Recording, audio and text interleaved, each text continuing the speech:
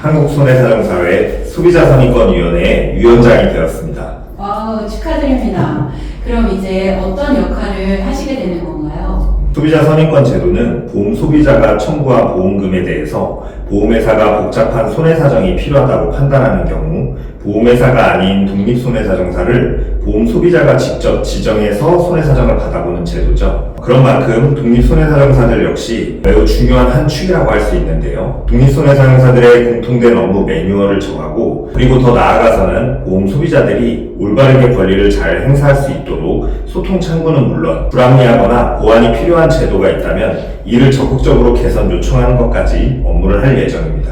멋지네요. 그리고 역할이 정말 많으신 것 같아요. 하지만 보완할 사항도 사실 꽤 있어 보이는데 우선 제도 관련해서 어떤 부분이 시급히 개선되어야 할까요? 중요성과 시급성, 그리고 무엇보다 당장 위원회의 능력으로 할 수 있는 일인지 현실성을 고려한 저의 의견입니다. 첫 번째는 실손보험금에 대한 선임권 시 보험사가 손해사정서 작성이 없는 단순 서류 친구 혹은 단순 조사권을 의뢰하는 경우입니다. 맞습니다. 실손 선임권 업무를 하는 손해사정사님들이라면 한 번쯤 경험하셨을 텐데 업무 내용 자체가 독립손해사정사를 선임하는 의미가 크게 떨어지는 단순히 서류만 진구하는 내용으로 구성되어 있어서 뭔가 불합리하다는 생각이 들었는데요.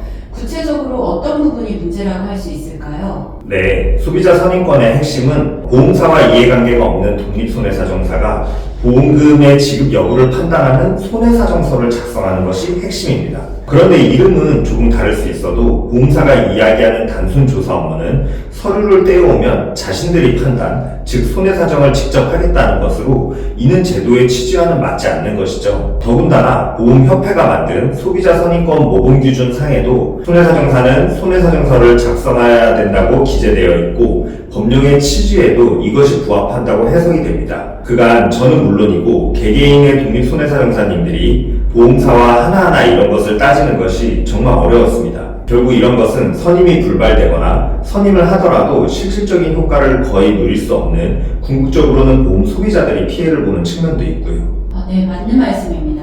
또 어떤 중요한 당면 과제가 있을까요? 배상책임보험은 대인사고든 대물사고든 피해자에게 모든 보상이 완료되는 시점에서 보험금 청구서와 더 이상의 이것으로 민원을 제기하지 않겠다는 합의서, 이렇게 두 가지를 받고 있습니다. 문제는 이 합의서와 청구서를 손해사정사에게 업무 요청을 하고 있다는 점입니다.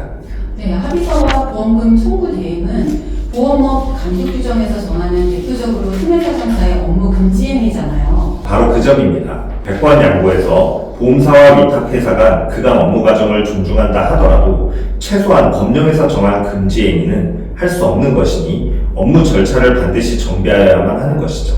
네, 이번에는 제도 개선 요청인데요. 무엇이 바뀌어야 할까요? 가장 시급한 것은 보수입니다.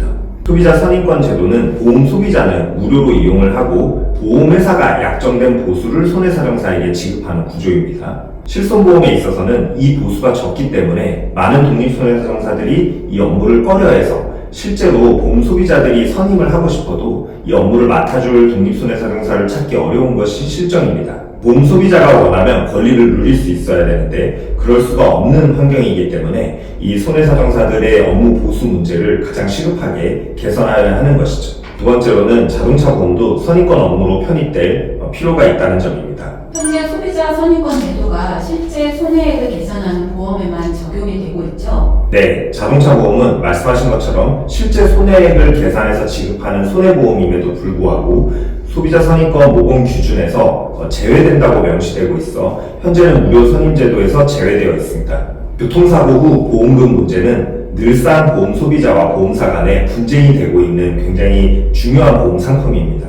그런 만큼 이 제도의 취지나 내용에 맞게 선임 제도에 포함이 되어야 한다는 것이 저의 생각입니다.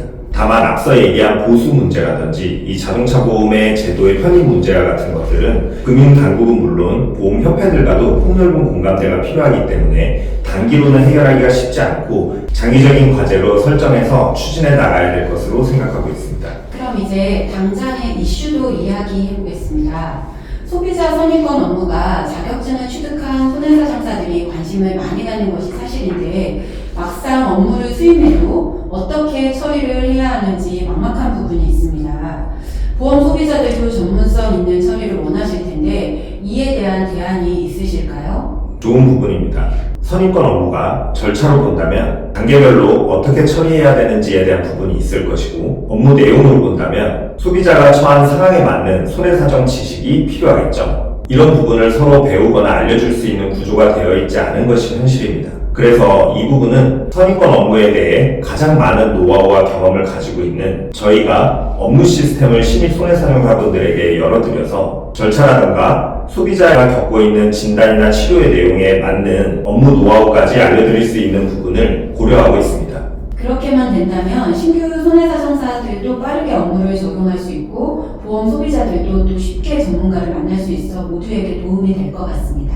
오늘 말씀드린 소비자 선입권 관련해서 보험 소비자분들 그리고 또 손해사정사분들 이와 관련해서 더욱더 의견을 주시거나 궁금한 것이 있다면 부담 갖지 말고 올바듬에 의견을 주시면 감사하겠습니다. 오늘 정보 도움이 되셨다면 좋아요와 구독 부탁드리겠습니다. 감사합니다. 감사합니다. 어려운 보험금 문제로 손해사정사 도움 필요하신가요? 올바듬을 이용해주세요. 실손보험, 배상책임보험과 같은 소비자 선임권을 이용하는 경우에는 심지어 무료로도 도움을 받으실 수도 있습니다. 한 푼도 손해볼 수 없는 보험금에 대한 권리, 올바듬이 올바로 지켜드리겠습니다.